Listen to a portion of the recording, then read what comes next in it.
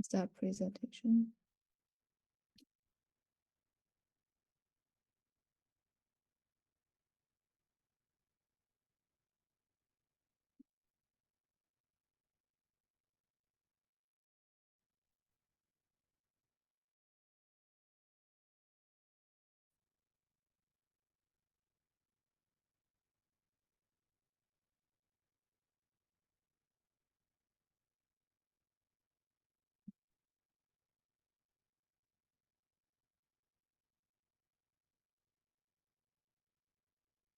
Okay, I get started.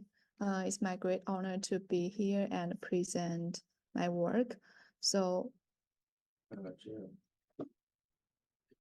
oh, okay.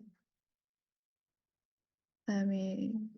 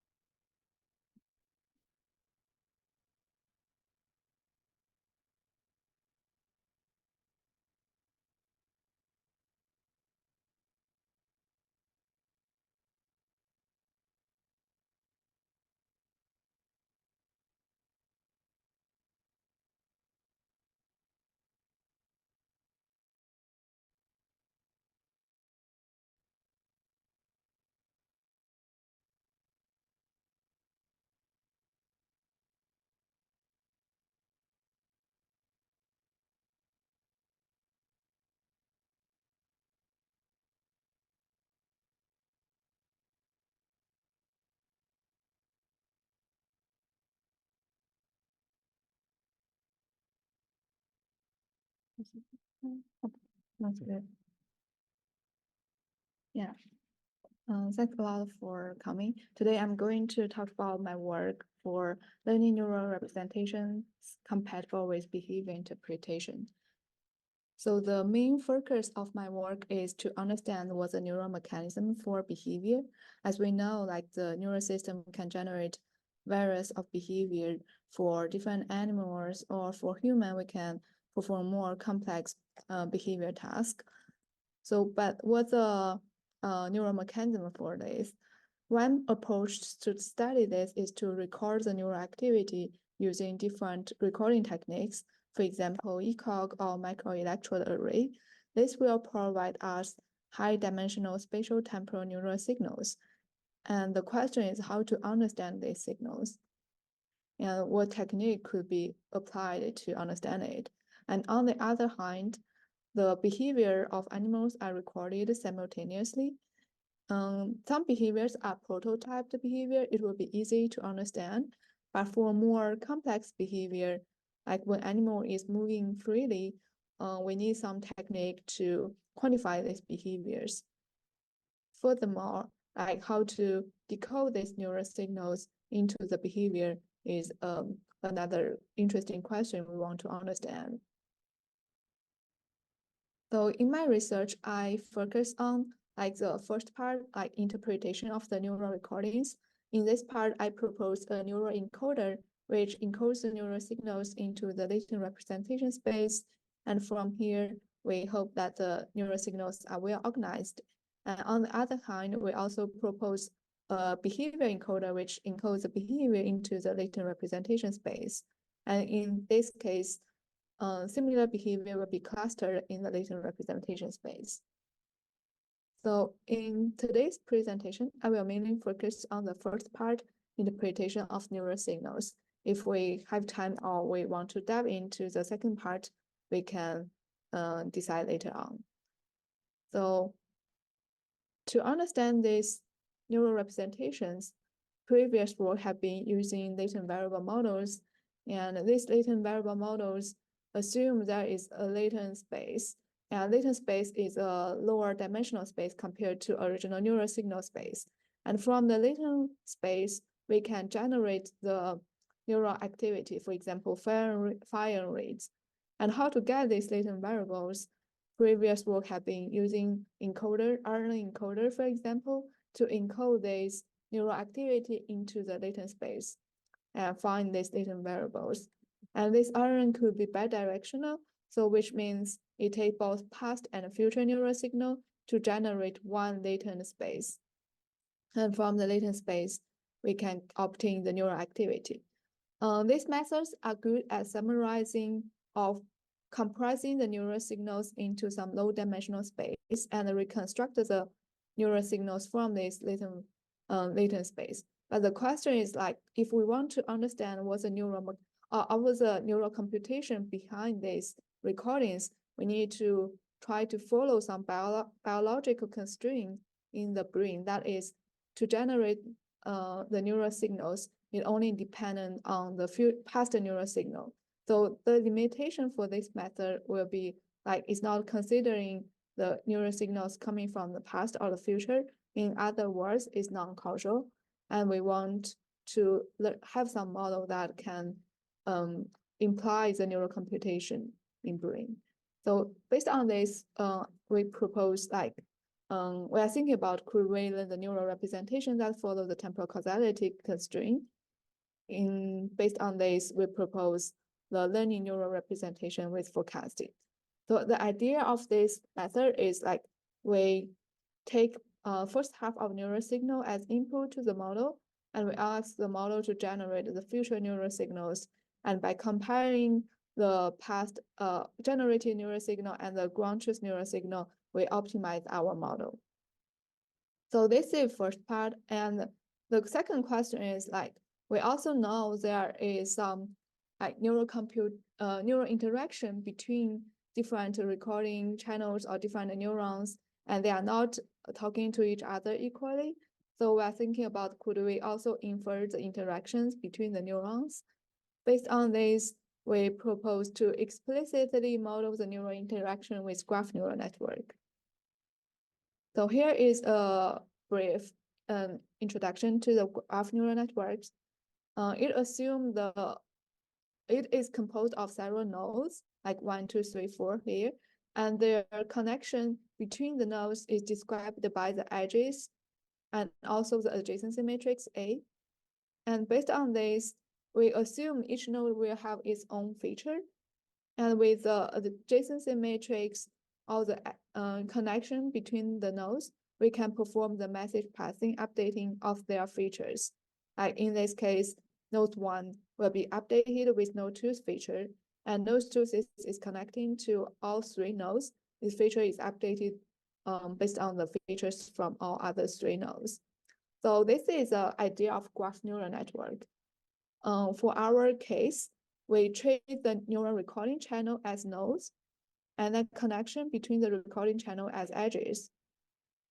And then we also describe their connection with an adjacency matrix A, and also define the neighborhood of a node, which is the set of nodes that have direct connection with target nodes.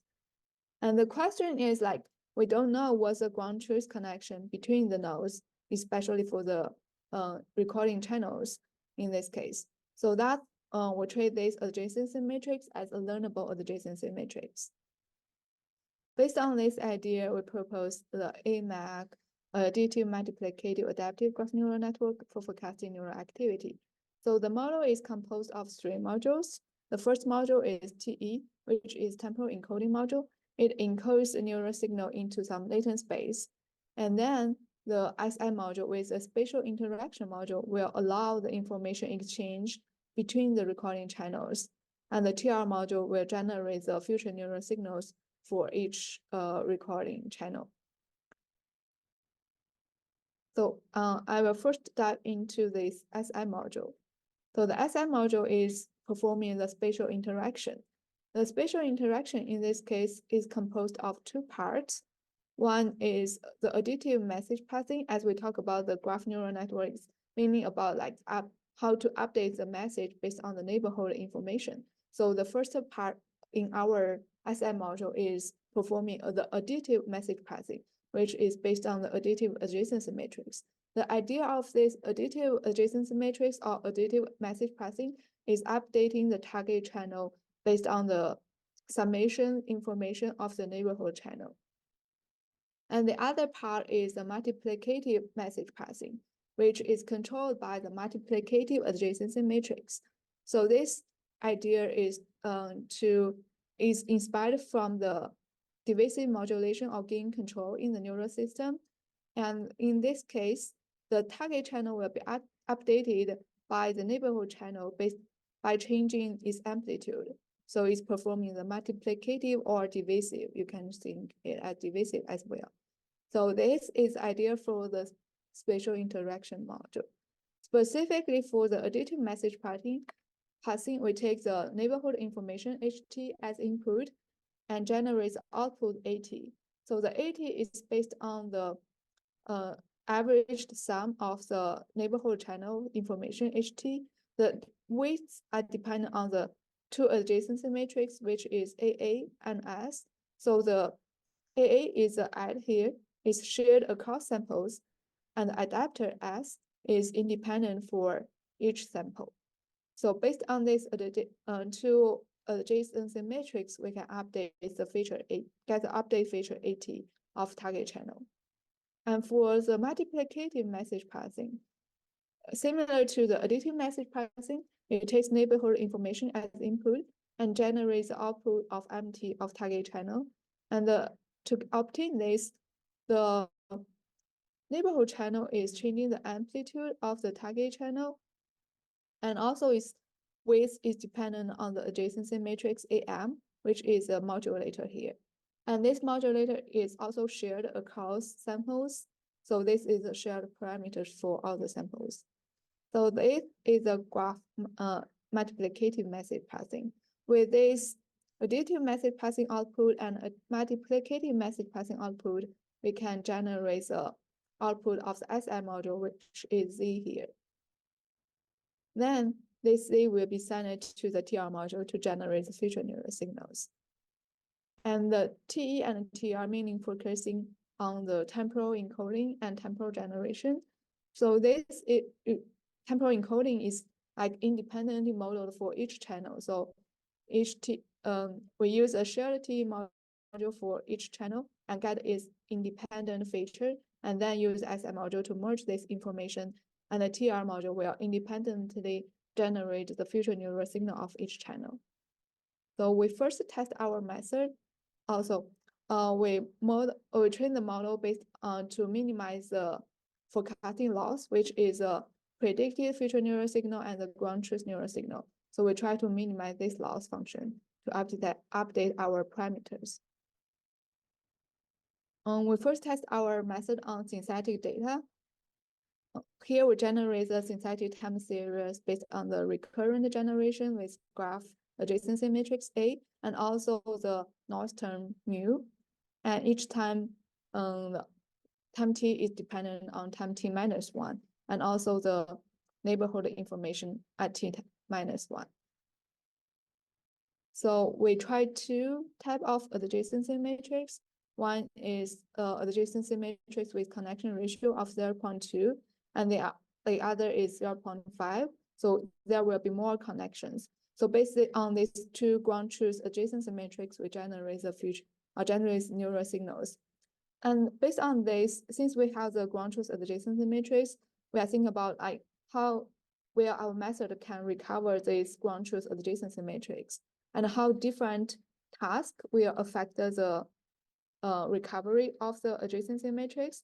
As we described earlier, we are using the forecasting task here. What if we use other tasks? So in this case, we tried different tasks, including the reconstruction task.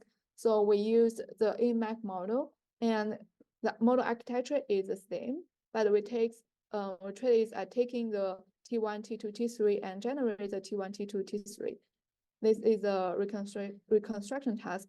And then we test a one-step forecasting task based on 1, 2, 3 time point at 1, 2, 3 generate 10.4, and also the multi-step forecasting task.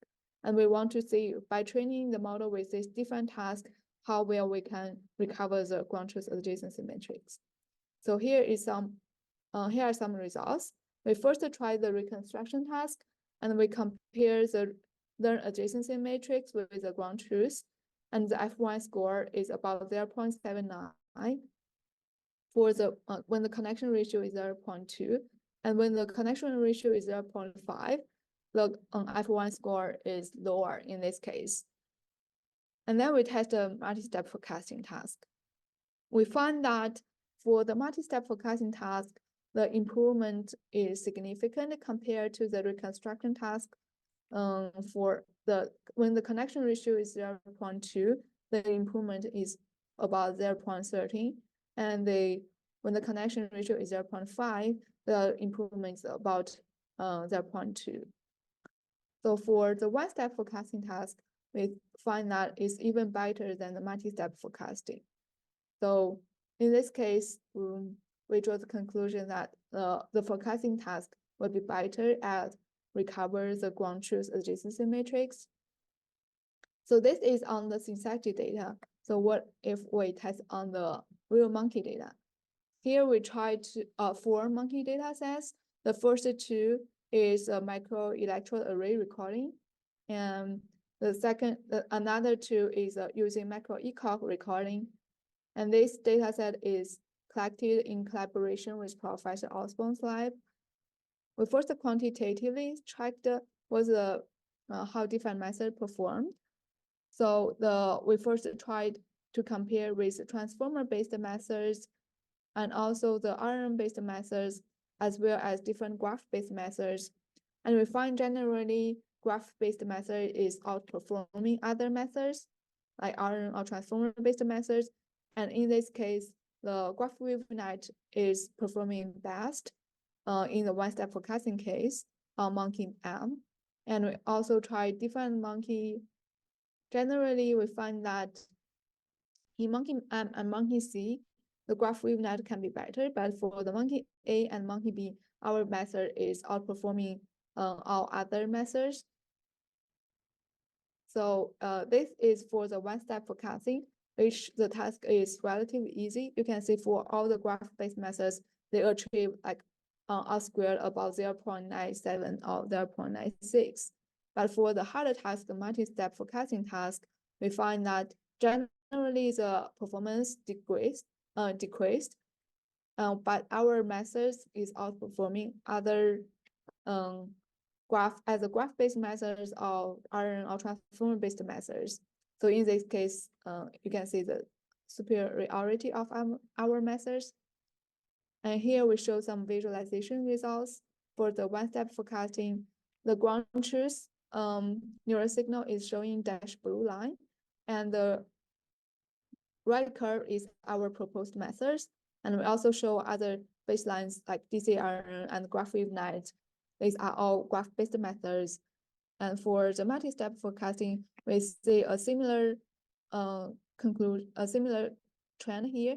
Our method, which is right line, is more close to the ground truth, which is the dashed blue line for both like one-step forecasting and multi-step forecasting. So this is about like the signal forecasting. Another question is like, what's the adjacency matrix we could learn in this case for the real neural data? So that is something we are more interested in. So we first checked the adjacency matrix of one-step forecasting.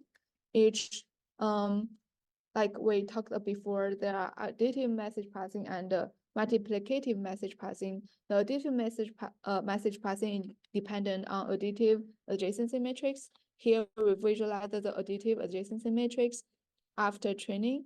So in this case, we consider the different initialization as well. So we initialize the adjacency matrix with correlation matrix, and then we checked what the adjacency matrix we learned after training.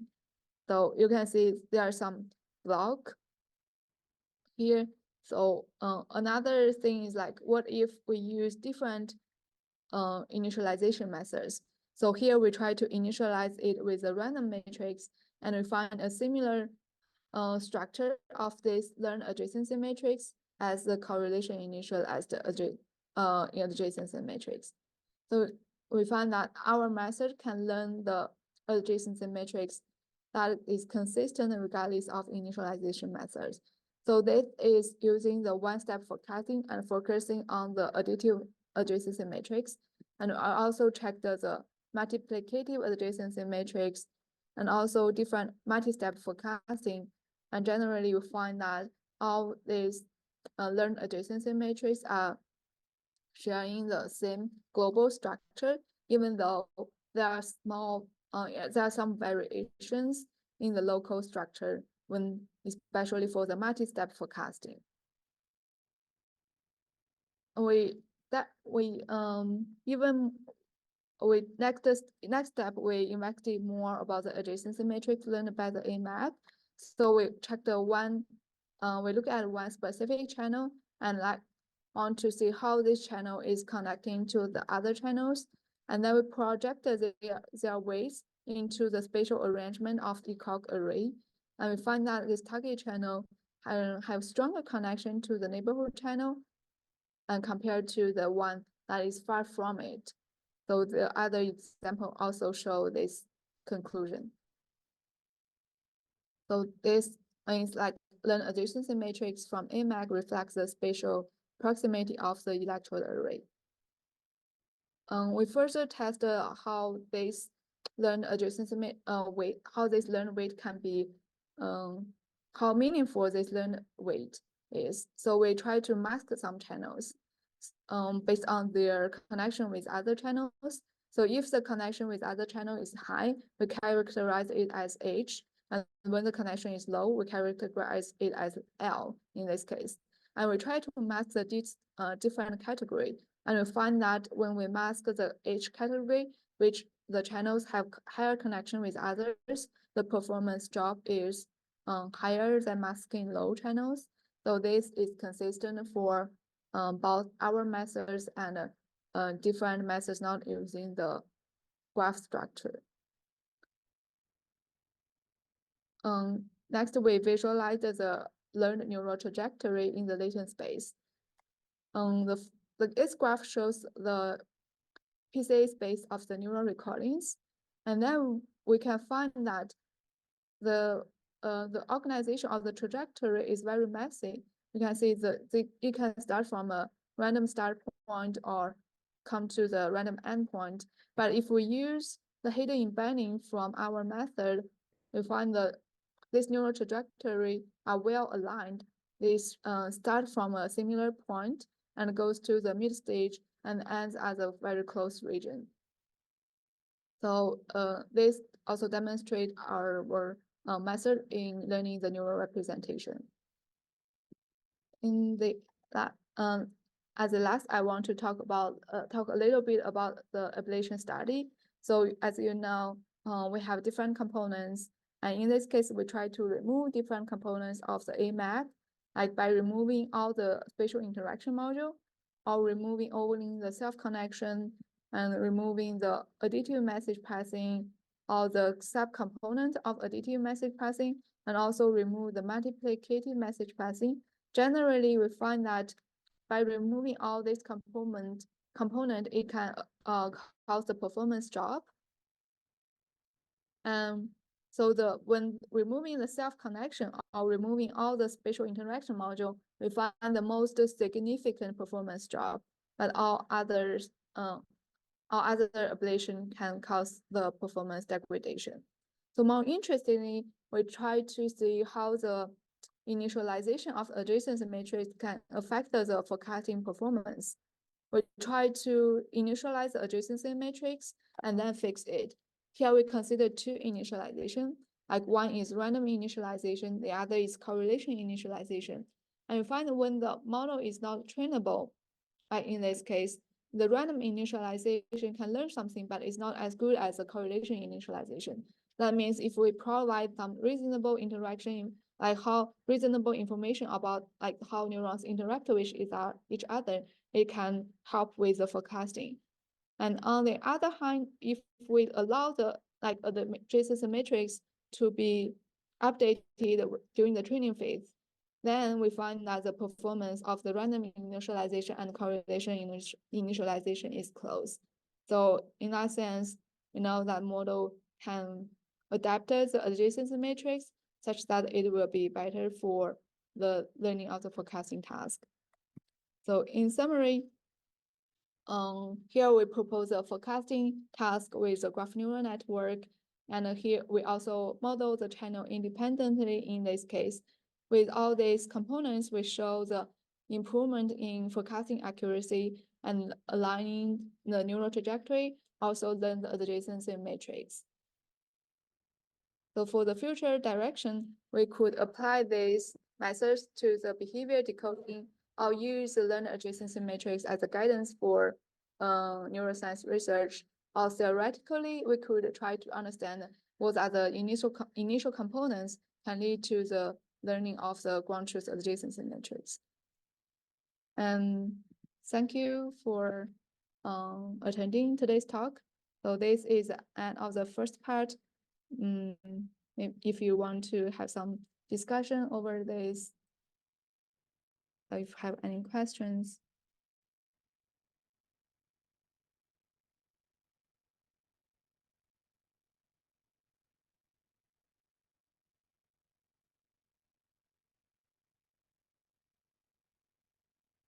Yeah, I had a quick question about this. I may have missed at the beginning.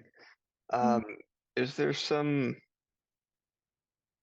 what do the outputs go into at this point? Is this something that you can take these predictions and use them for something, or is that like a whole other project or two?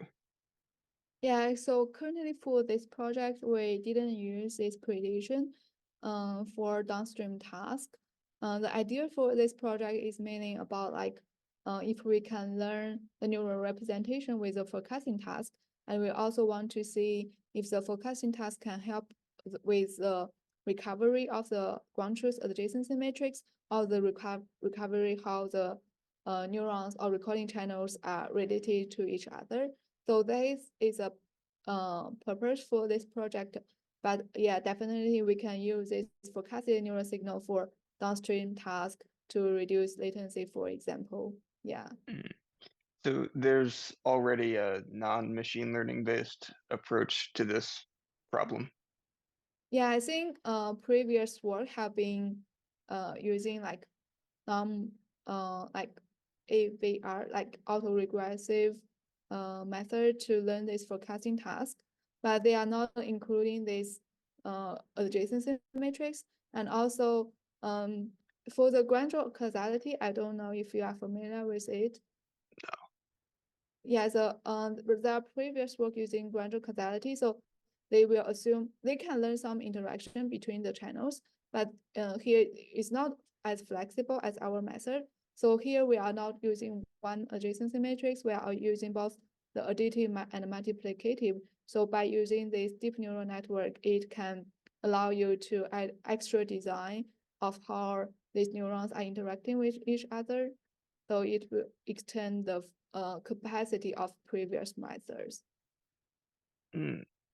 So was that method one of the methods that you were comparing to, or do they have a different metric for performance? Is there a way to, I guess, directly compare between your method and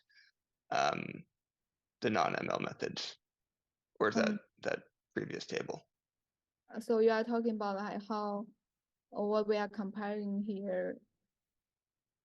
So what we are comparing here is meaning the deep neural network based methods, not the traditional methods. Yeah. So so your question is like how the traditional methods can perform in this case. Yeah, like is it close, or is the deep learning just kind of blowing that out of the water? Yeah, that's a good question. I didn't try like previous like the traditional methods, but I think like you see like with the deep learning based methods, either with RNN based method or transformer based method, you can see there is an improvement over the previous methods, and the performance is the improvement is significant in this case. That means like we are still improving over some deep learning based methods. For the traditional methods, since the task could be difficult, it may not be able to capture some like faster change activity. Like for example, if you see the sudden sudden increase here, I guess traditional method may not be able to capture this property, but yeah, we can definitely try out to see how it works. How they can, Yeah, that'd be interesting. Yeah. Thanks. Thank you for your question.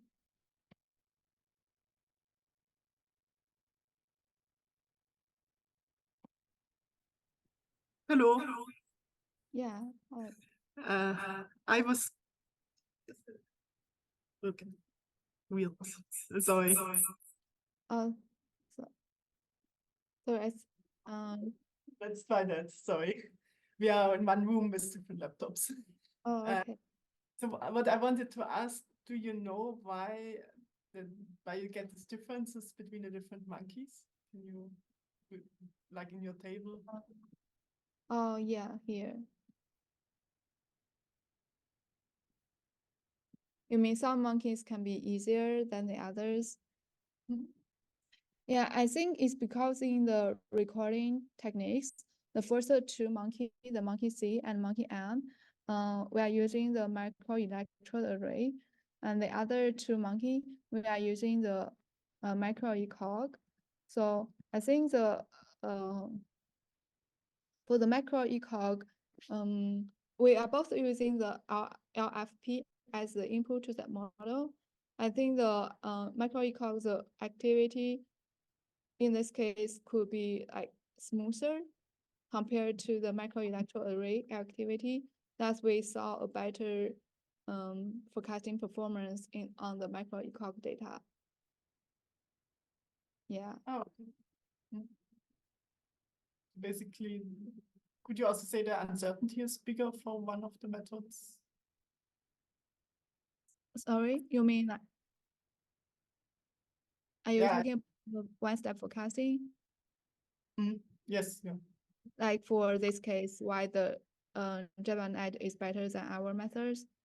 I know, I was just wondering with the different methods of data taking, if you could convert this in an uncertainty or something like that. Like one method is a little bit less precise. I don't know if you would say that like that. And you want to know like why this method is better? Like, is there any reason for this? Is that the question? And I was still thinking what you just explained about the different methods of data taking, like that you get better precision for one of them. And yeah, I was just wondering if this could be absorbed in some kind of uncertainty. Yeah, that's a very good question. I haven't think about it in that way. So I think the main reason for this case is like for the graphical night in this case, you see it's better, but the performance is very close. And this one, the first two monkey actually is also dependent on like what the context window is. Like the first two monkey, we use a longer context window, but the second two monkey, the context window is smaller. So I feel the graphical net can be better when the context window is larger in this one-step forecasting task. But for the multi-step forecasting, even though it has a longer context window, it may not be as good as our methods. So I think it's related to the design of the model architecture, and yeah, I'm not very sure about like how to relate it to the uncertainty. Yeah, might be difficult, but yeah, thanks for the explanation. It's interesting to hear what all these factors are that are out there that you have to consider. So yeah, that's totally new to me. I'm not working in anything related to this. So yeah, thanks for explaining. Yeah, thanks for the question. Yeah. let me know if you still have some other questions.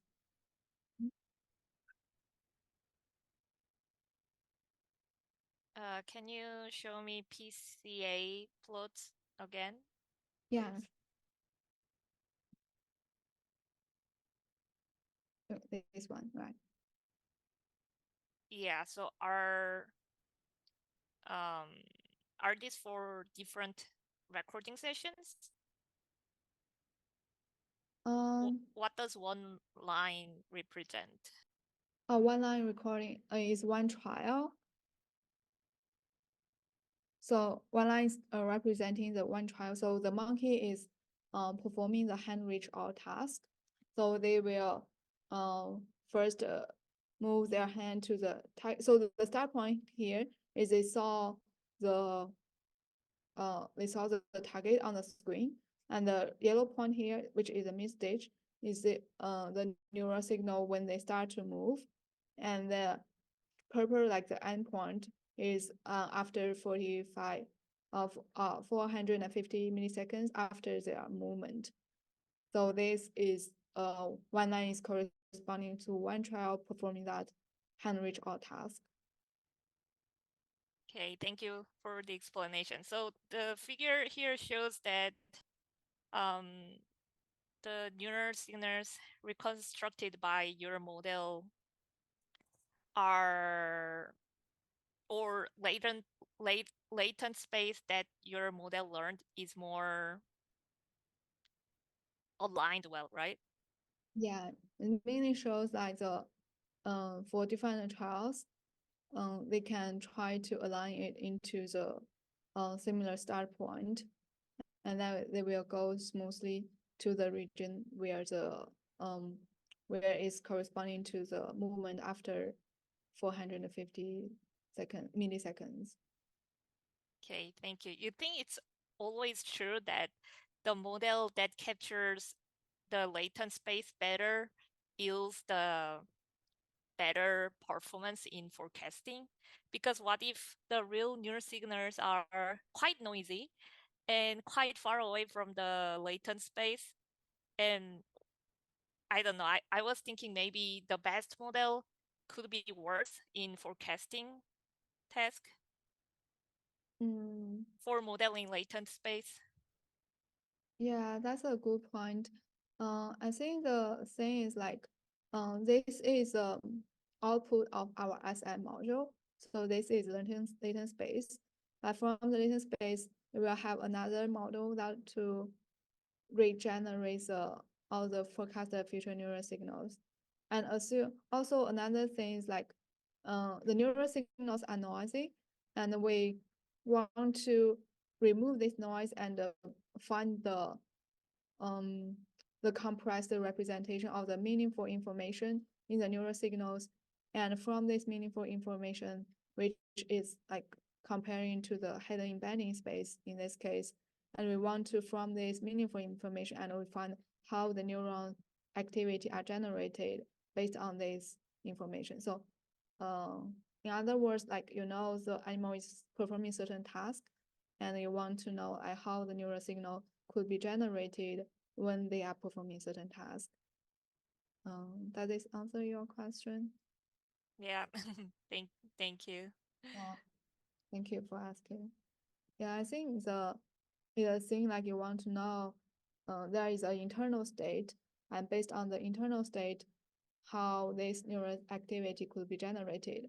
Even though there will be some noise, but there should be some consistent over the internal state and to generate consistent neural activity.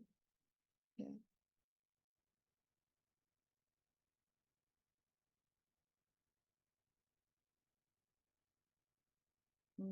Any other questions?